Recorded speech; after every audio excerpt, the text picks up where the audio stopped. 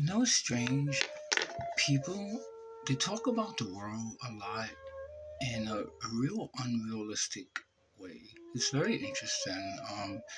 When you talk to most people, they always say stuff like, oh, wow, the world is so crazy. Wow, the world is just these times we're living in. You always hear those phrases, right? But truth be told, the world always been weird. The world always been strange. There always been violence in the world. There always been strife and all type of bizarre stuff that's really unhuman because we as a species, as human, are not meant to behave in that way, but we do it nonetheless. And people point their fingers to a lot of elements all around to try to illustrate why the world is the way it is, like a lack of a belief in God, of lack of social order, disrespectfulness, or whatever the case may be. And I've been kind of analyzing it and trying to figure out and come to a consensus of why the world is the way it is. And there's a couple of things that I realize, and one of the chief things that I realize is that people are very immature. They really are, and they're very not developed, like their brains are not developed, and they don't know who they are. And I think that is one of the biggest problems is people don't know who they are. They look in the mirror and they see a projection, a representative, if you will, for lack of a better word, that illustrates who they are to the public. And it's kind of like it's connected to our fight and flight response that we have, the psychiatrists call, that people participate in. It's a sort of a mask that people wear in order to help them alleviate their social anxiety. And everyone does it. It doesn't matter who you are. You could be like a white person, a black person, a rich person, a poor person, even Donald Trump, like even powerful people, everyone they wear a mask and you're not really um, looking at the totality of who that person is. And the reason why people mask so much is because people essentially don't know who they are. And if you study any ancient religion like Hinduism or even Christian mysticism or African, Yoruba religion, so on and so forth, it's always this point of reference of finding your chief Atman. I guess in Hinduism it's called the Atman, and the Atman is actually the true essence, the true reality of who we are.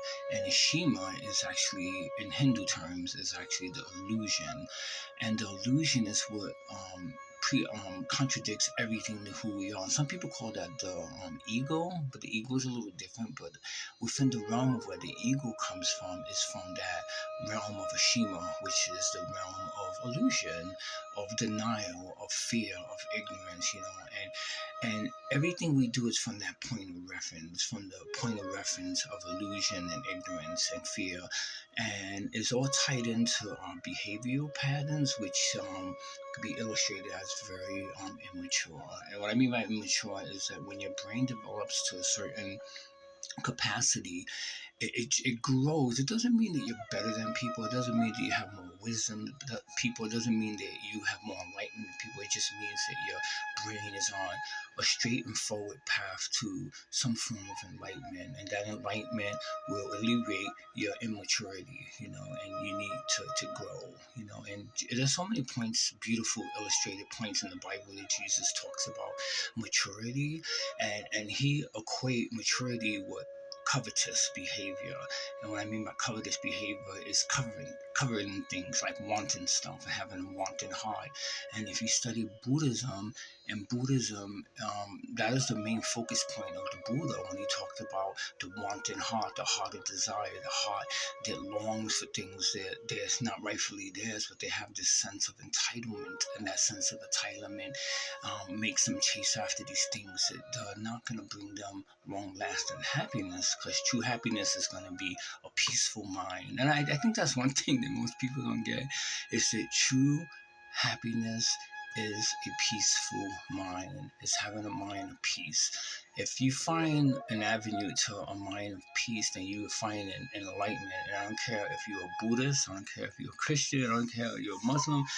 If you have a sure way to enlightenment, path to enlightenment, if you want a path to enlightenment, it has to be illustrated through our peacefulness, and not only our peacefulness within ourselves, but how we generate peace towards the outward world.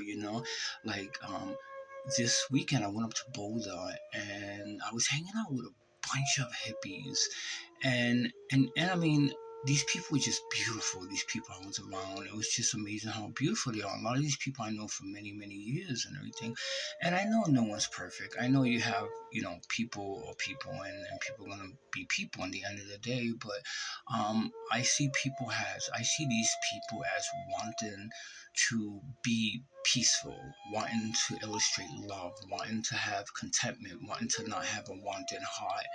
And maybe a lot of them don't achieve it because people in the end of the day are human. But I think just having your consciousness focus on those points, or following that path, I think is a beautiful thing, and everything.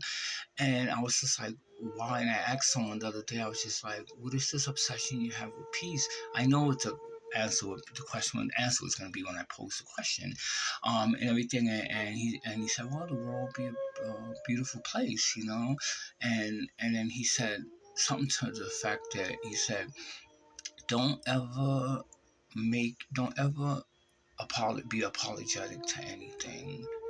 And he said, well, first he said, oh, I've been watching you all weekend because this festival was all weekend. It was like 4 days. And he said, I've been watching you. And you know what weird thing is, I saw this guy watching me the whole time. And I know people in Boulder, sometimes they get like that. They just watch other people, so it's not a big deal. But then he came up to me in the last day and he's just like, don't ever be apologetic for the kind of person that you are, because you're on this earth to heal and bring change. And that is something that I'm very aware of. But then I was thinking to myself, every human being is meant to do that. Like, every human being is meant to change the world.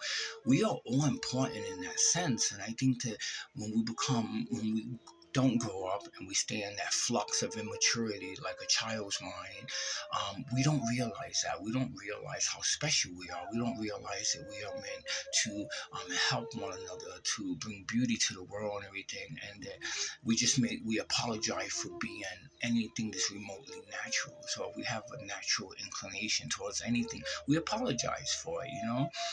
And I was thinking about how certain people, I know groups of people in different subcultures, like punk subculture, goth subculture, hippie subculture, and I notice how they speak about one another. And a lot of times when they speak around other people, talk about different people, they always call other people crazy. And I never quite understood that, why people think other people may be crazy and some people may not be crazy. And I don't know what that word crazy really means, but I know I've been called that many times. And then I would just wonder to myself, why? And it's odd to me because a lot of people that say that don't know who I am. They don't know me. We're not friends. We never had a conversation really more than 5 minutes.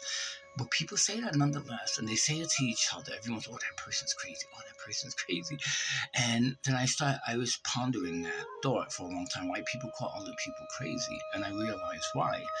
The reason why people call other people crazy, I hear it all the time, especially in the goth subculture. Every time I talk to someone, I mention someone, oh, that person's crazy.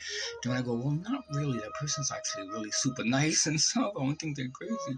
They don't seem to do crazy things around me. But the reason why people do that, call other people crazy, is because when you see someone who is natural, and someone has a natural inclination towards, they have a natural way of being, so they're very natural, they're very organic. People equate that with insanity, because to not be natural is to be sane. That's just how the world is. That is what the government teaches. That's what the music industry sings about.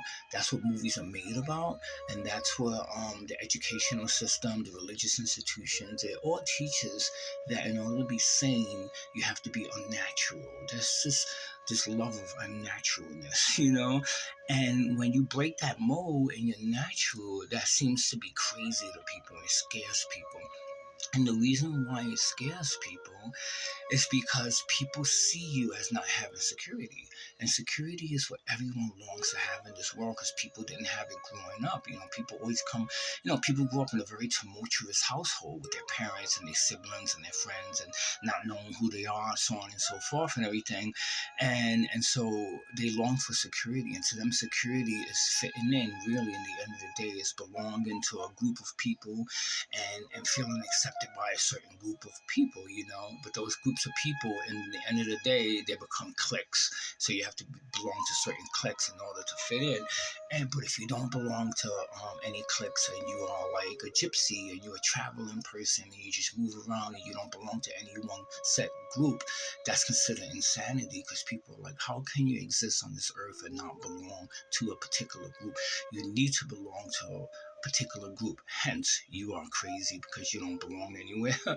And that's what it is at the end of the day. But if you look at like Buddha and you look at Muhammad and you look at Jesus, you look at all the great spiritual teachers, Krishna and society, they didn't belong to any particular groups. They belonged to the global group. They belong to the world group, and that's what they belong to. Their job and their focus point was to bring, love and enjoyment and life and peace to the masses. It wasn't to belong to any set group. So those people, in a sense, were very, very, very insecure people.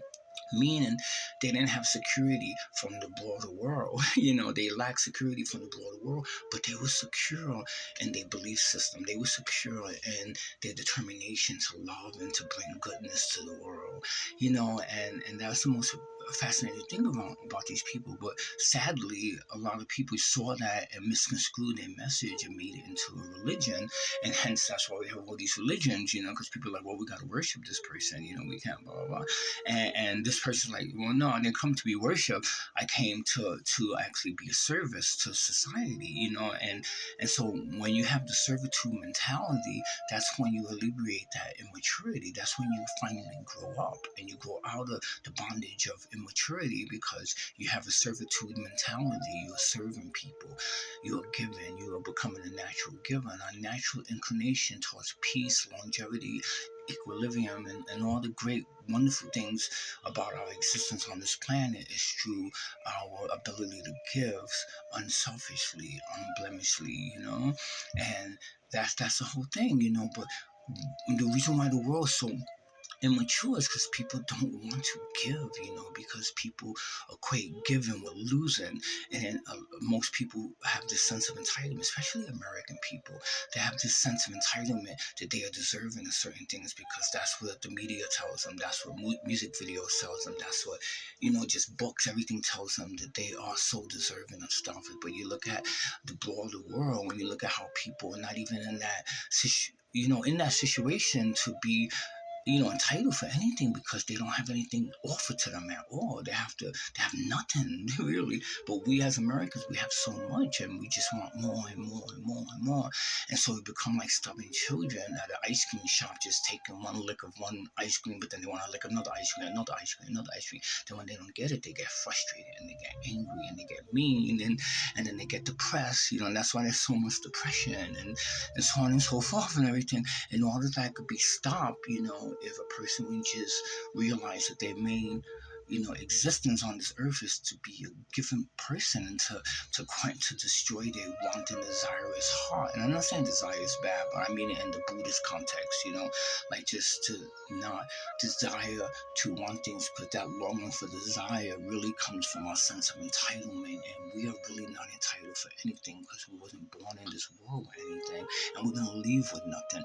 So why be entitled for anything, Like I was hanging out with this girl in Boulder, this hippie girl, and I had the most amazing time hanging out with her, and it wasn't even a wanting thing. It wasn't like, oh, she's a beautiful hippie girl and I'm having fun. It was more like just spiritual. Like she was my sister, my earth sister, And then I was hanging out with this guy and it was the same feeling, like this beautiful feeling of togetherness and this beautiful feeling of like tribalness and just not wanting anything but just enjoying someone's company.